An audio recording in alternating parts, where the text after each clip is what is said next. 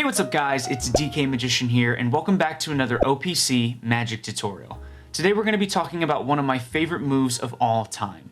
It's the visual retention change by Ed Marlo. It's a super visually fooling and really easy to do switch of a single playing card, and while it's not applicable for every situation, I'm going to be teaching you a really easy transposition effect at the end of this video where I think it works perfectly.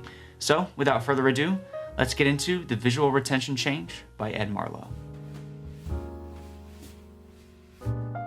As I mentioned at the start of this video, this move was originally created by Ed Marlo. It was published in 1971 in issue number 5 of the Hierophant.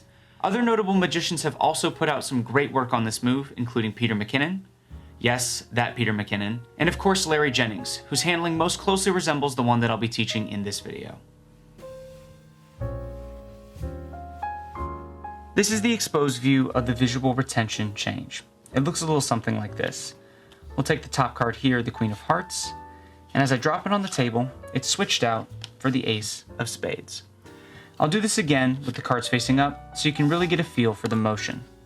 The Ace of Spades, switched out for the Queen of Hearts. So as you can see, this is a very simple move, and it's really comprised of two different actions. The first is levering the card from here to here, and then pushing it back down. This is pretty self-explanatory, but all you need to do is take your thumb, put it at the topmost corner of the deck, and then lever it to the side like so, and then simply reverse that action. The second part of the move is switching in the card by dropping the top card onto the table while turning your wrist in a clockwise direction like so. Keep in mind that if you hold the deck in your right hand, these actions will be reversed. Again, this is pretty self-explanatory, but all you need to do is get a pinky break underneath the top card, and as you turn your wrist, loosen your grip so that the card falls to the table. So to perform the visual retention change, all you have to do is combine these two actions. Start with the card you want to switch out on top, and underneath that, catch a break under the card you want to switch in.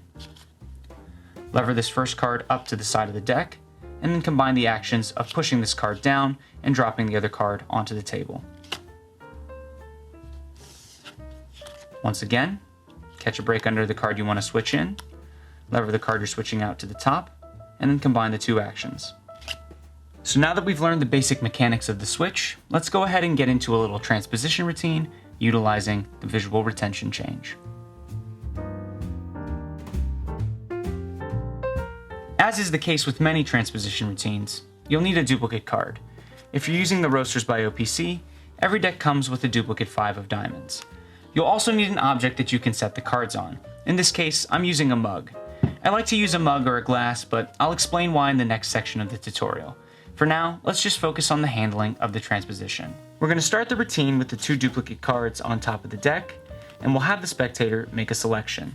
It really is a free choice, and in this case, it's the 7 of Spades.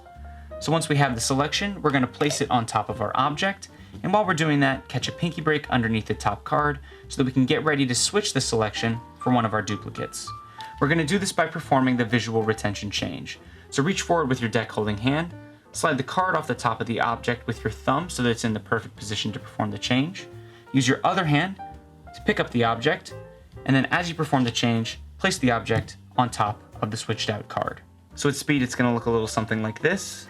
The selection gets placed on top of the object, and then it gets switched out for one of the duplicates. From here, you're in a perfect position to simply do a double lift, and then switch out the card to make it look like it's transposed.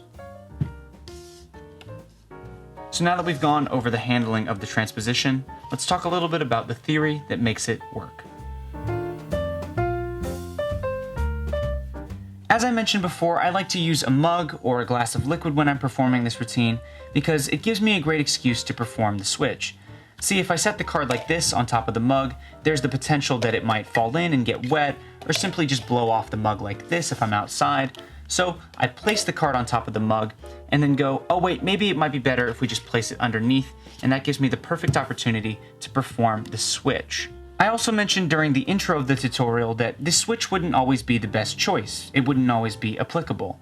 The reason that I think it's one of the best choices for this particular routine is because I have an excuse to grab the card in this position. I need to move it from here to underneath the mug, like this. And the reason that I don't just grab the card with, say, my freehand like this is because I still have to pick up the mug, and that would be awkward and cumbersome to do with the deck in my hand. So it gives me a reason to reach over and grab the card like this, and then perform the switch with my deck holding hand. Another great thing about using this particular switch is it allows the spectator to see their card being placed on top of the object. With a lot of other beginners transposition routines, you start out with a double lift, and then immediately switch the card out for the duplicate, therefore not being able to show this card being placed on top of the object. But with this switch, you can show the spectator the card before it's placed on top of the object, and in their mind, when you do this move, it'll create a mental gap of sorts.